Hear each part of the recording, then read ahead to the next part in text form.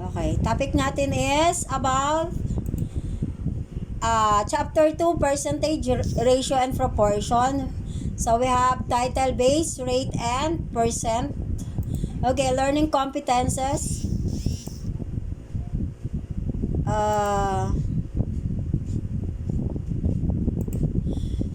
At the end of the unit, the learner will be able to identify and define base, rate, and percentage.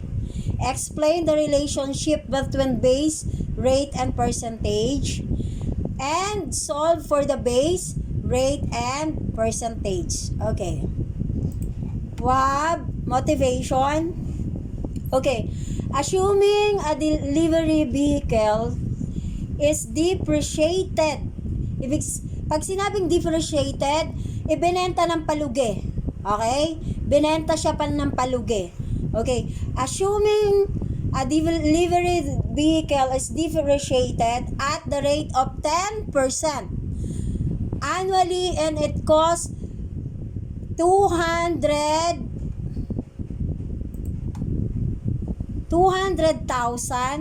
the yearly depreciation of the vehicle will be 200,000 times 10%.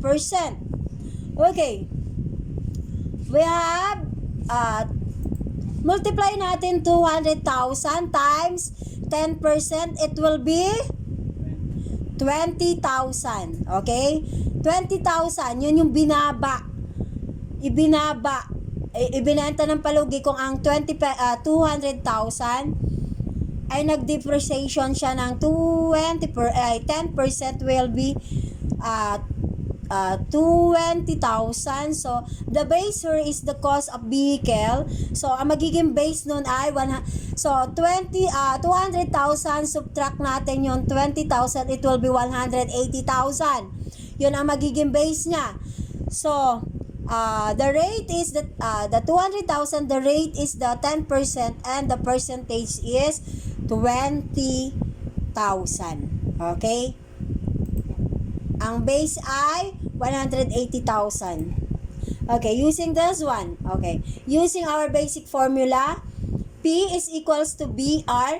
Ibig sabihin, percentage is equals to base and rate.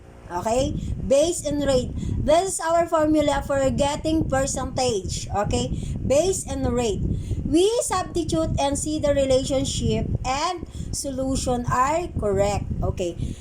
Okay, percentage 20% ay 20,000, 20,000 pesos is equals to base and rate.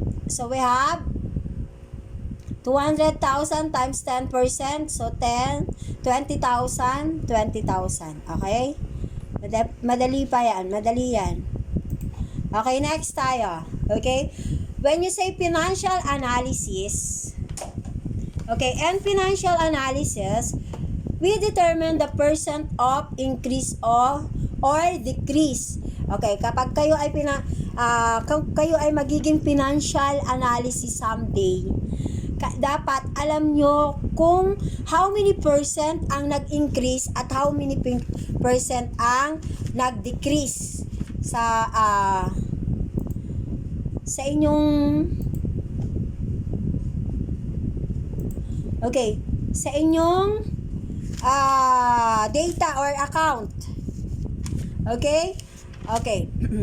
In sales or net profit, in this case, we use our knowledge on base, rate, and percentage. Okay, when you say base, it refers to that number of which a certain number of hundreds is taken. Okay? Base and percentage are compared to obtain the rate as the basis of the comparison. Base is the number of generally preceded by the words of. Pag kayo may nakakitang words ng of, as much as large as many as great as. Ibig sabihin, ang hinahanap nyo ay base. Okay? Kapag nakita nyo yung mga words na yan ng of, as much as large as many as, and as great as, you can find a base. Okay? Base ang hinahanap dun sa problem.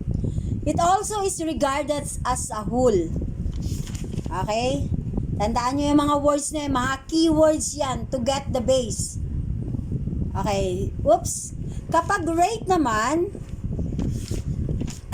okay, when you say rate, refers to the number of hundreds taken. Refers to the hundreds taken yan. Okay? We have, it is the result of comparing a number, percentage, which is regarded as the portion of part, to another number, base, which is regarded as the whole. It can be expressed in percent, decimal, or fraction. Okay? Kapag ang hinahanap naman natin ang rate, pwede nyo siyang i-express as percent, decimal, or fraction. Rate ang hinahanap natin. Okay, ano yung keyword dyan? Result of comparing number. Percent, which is regarded a portion of a part. Okay? Kapag yan naman ang hinahanap, so percent or decimal. Okay, next tayo is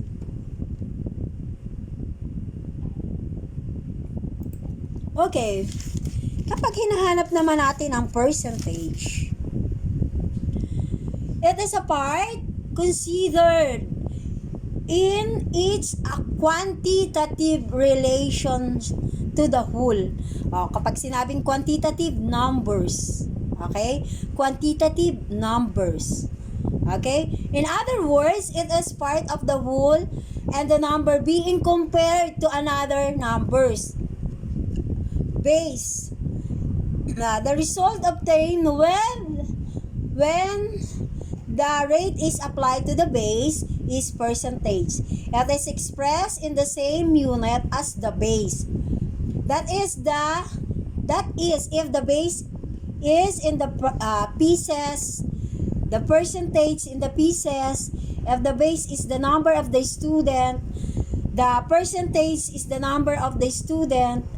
It is never expressed in percent. Hindi mo siya when it expressed in percent, which is the common mistake of the student. Laging ine-express pag percentage kasi lagi na ang hinahanap natin percent. Excuse me. Okay, next tayo. Ito. Gamitin natin to. Okay. Tingnan natin kung ang hinahanap dyan ay percent, ha. Analyze the problem para alam nyo kung ano yung hinahanap. This is the example. If, and we take 50 as the whole, and we take 20 as the part, the base is 50, whole, percentage, is 20 is a part, and the rate is 20 over 50, part and base. Okay? Part and base. Okay, we have to get the percentage, the basic formula to show the relationship between the base rate and the percentage. Okay, percentage is equals to base times rate. Oops, base times rate. Okay, example tayo. Let's the example how to get the percentage. Okay, we have, nakikita ba? Nakikita yung, nakikita yung, anak, nakikita nyo yung PowerPoint? Okay. Nawala na.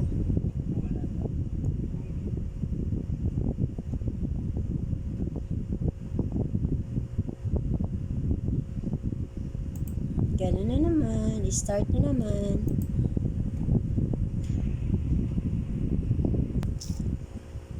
Okay, we have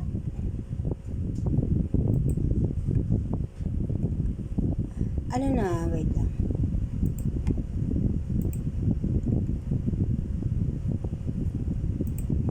Okay.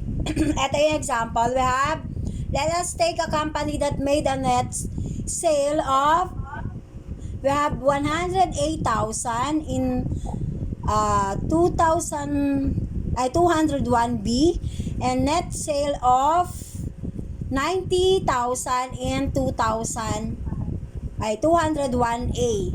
To get the percentage of increase in sales are, ato anak, okay, sales nung percentage increase in sales 201B minus sales and 201A divided by sales in 201A. Okay, so 108 pesos minus 90,000 pesos divided by 90, so it will be 18,000 divided by 90 is 0.20.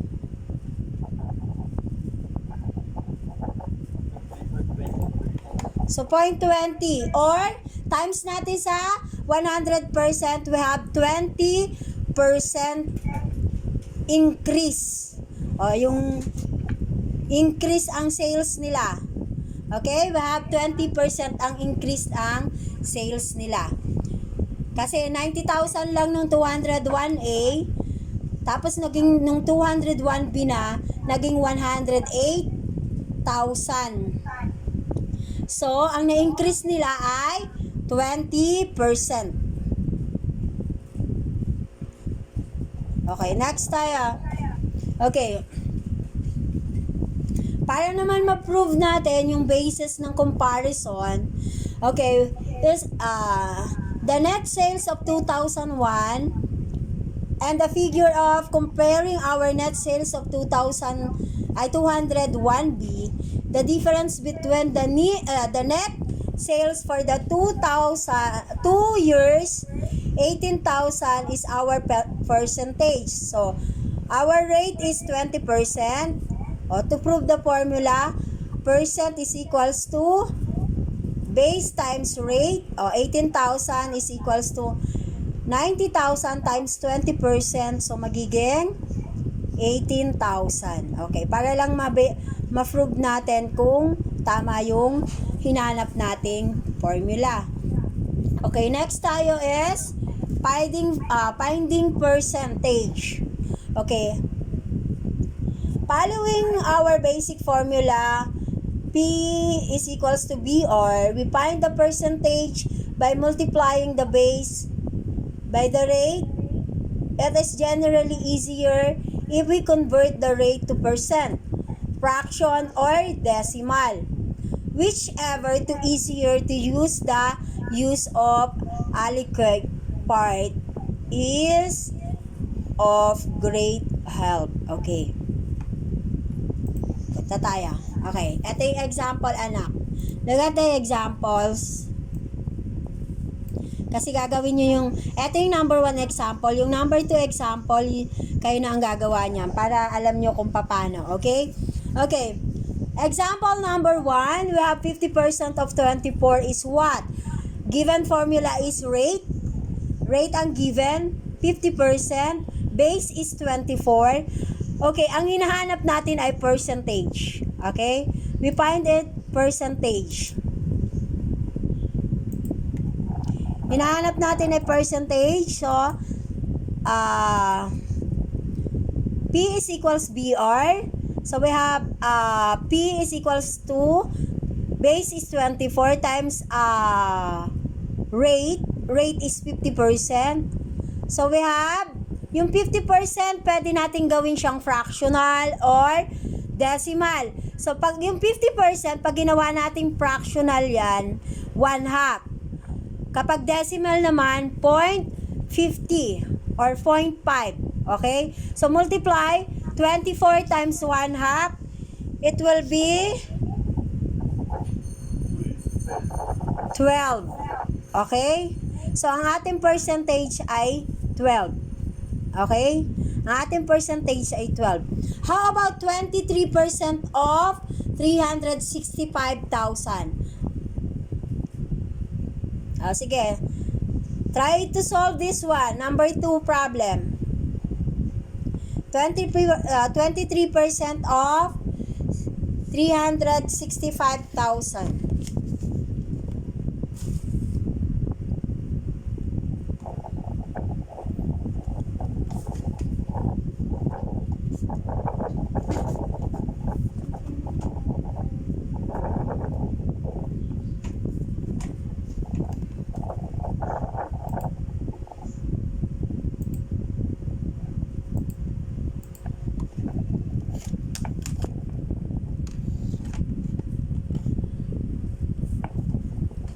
Who wants to answer? Who wants to try to answer this number 2 problem?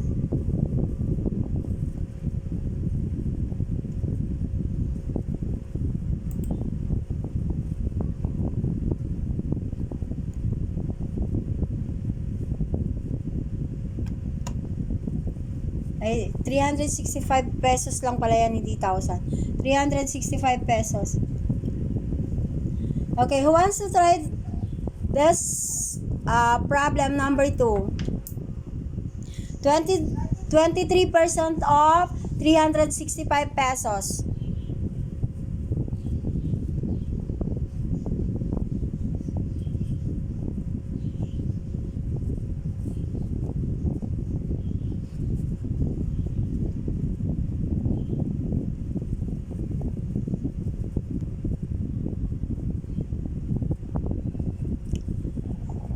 Anyone?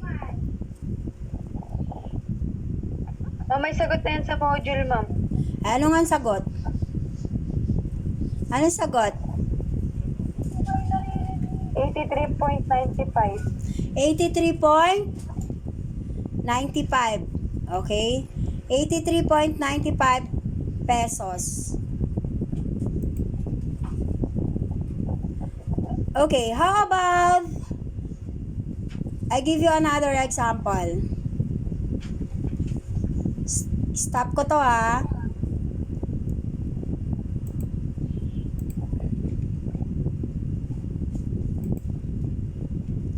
Okay, how about 19%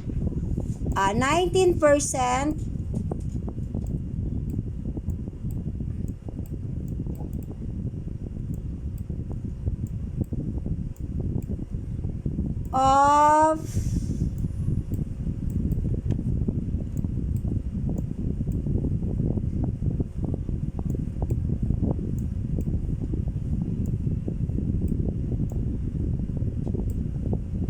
289,000.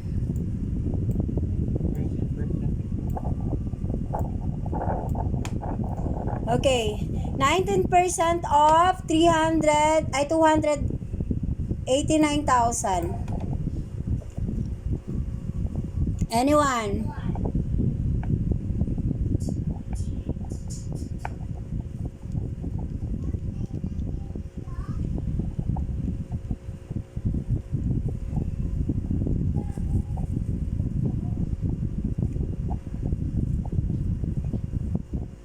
%19% of 289,000.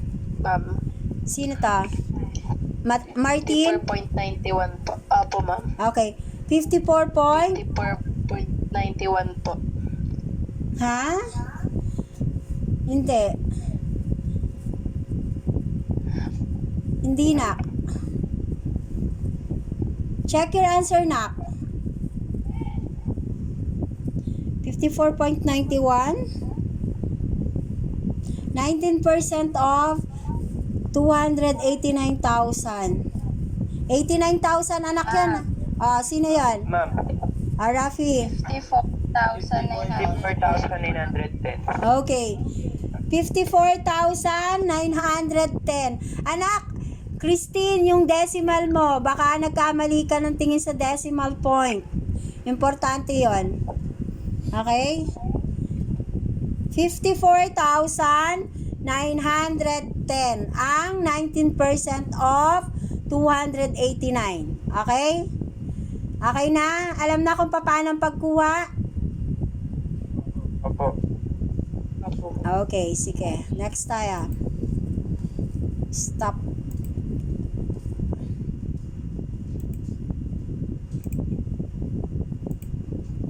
Okay, we have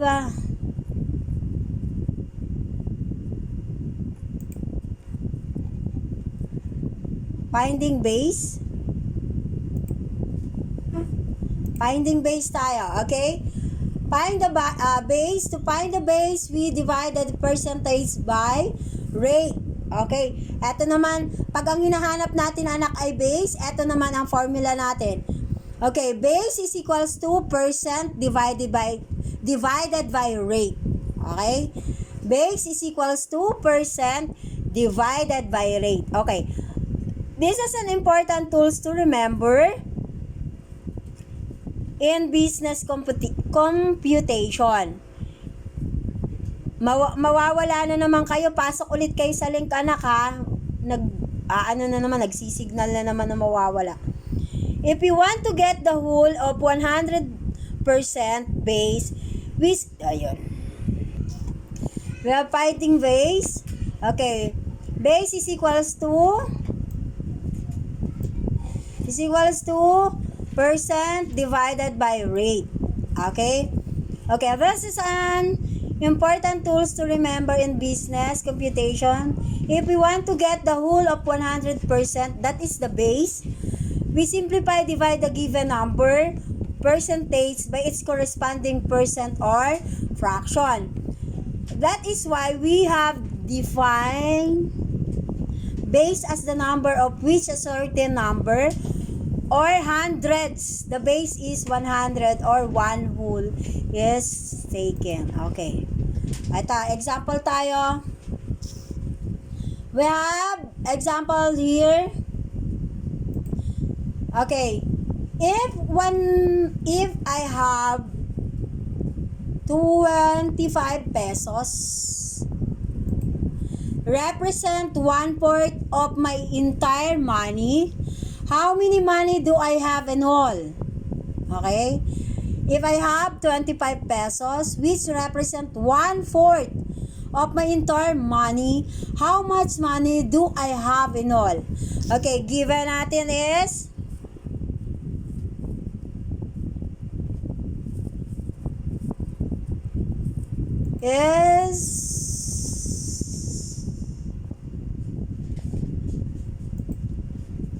given is 25 pesos, percentage, then rate natin is 1/4, and then we find base. Okay? We have B is equals to P divided by R. We have 24. We have 25 pesos divided by 1/4. Okay, anong ginagawa natin anak pag fraction?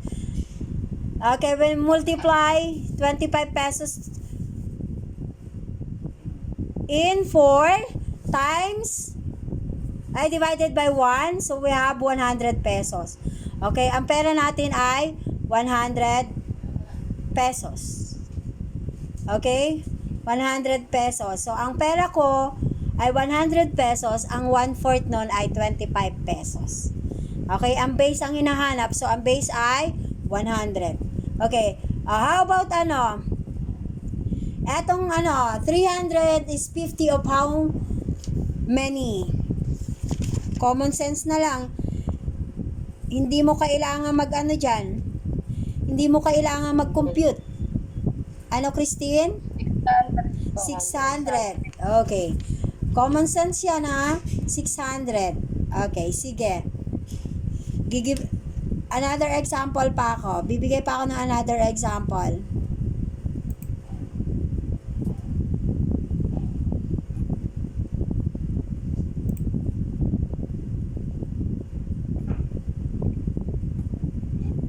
Alisin ko to ha.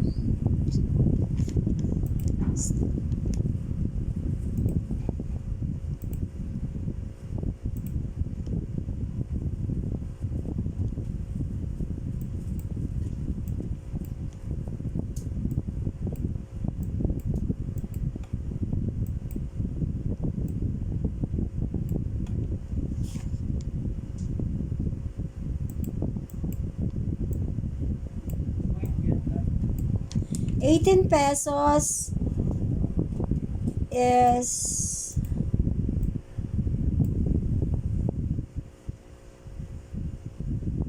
19% of how much?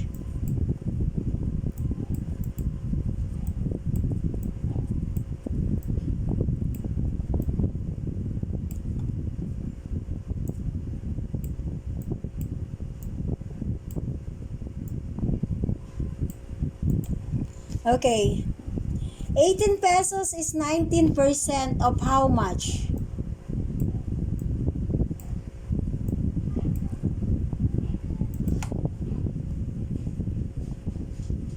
Anyone?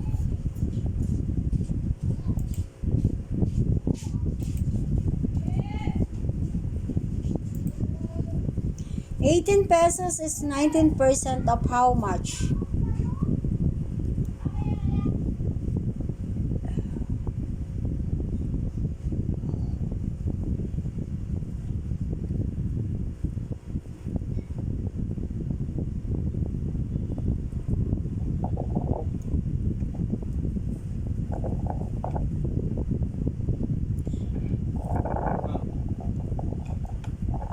Rapi. 94.74. 94.74 ano? Ano yung hinihingi? Pesos ba siya o number? Pesos, okay. Pesos. 19 point... Ay... How much? 94.74 pesos. Okay, yung 18 pesos ay 19% of 94.74 peso. Okay. Nakuha ba kung paano kinukuha? Opo. Yes po. Nakakasunod naman? Opo.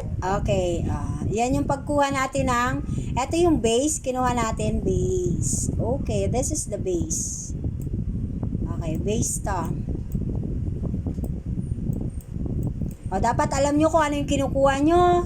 Kung base ba siya or percentage or rate. Okay? Next tayo.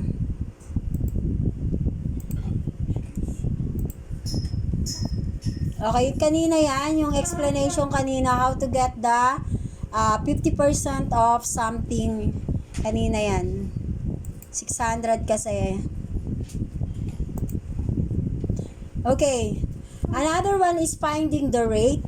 Okay. Another one is a finding rate. Okay, to find the rate, we divided the percentage by the base. Okay, ganun yan. Rate is equals percent all over base. Okay? Example tayo. What part of 400 is 50? So, ang hinahanap natin ay rate or fraction, percent, decimal. Pwede yun. Okay? Rate ang hinahanap natin. Okay. Given natin ay base, 400. Percentage is 50. Okay, we have solution R is equals to P divided by B. Okay, 50 pesos or 50, di naman sinabi kong pesos, ayan 50 divided by 400 is equals to 5 over 40 or 1/8. Okay, we simplify this one. 5 divisible by 5 to So, we have 5, so 1 over 8. Okay. Para ma-check natin yung answer na 50, we have 1/8 times 400 is equals to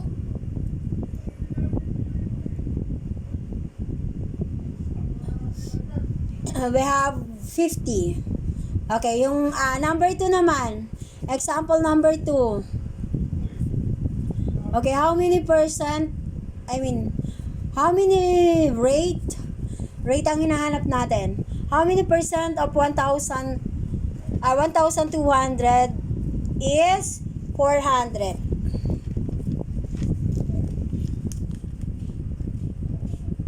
Nasa module nyo ata yan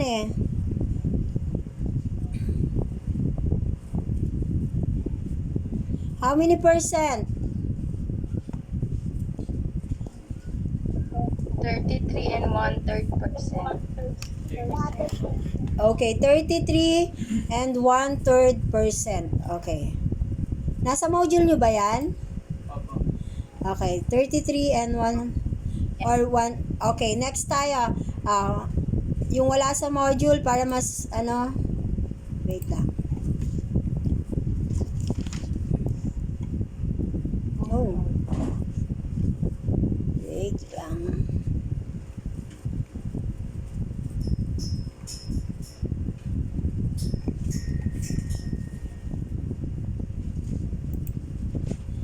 Everyone to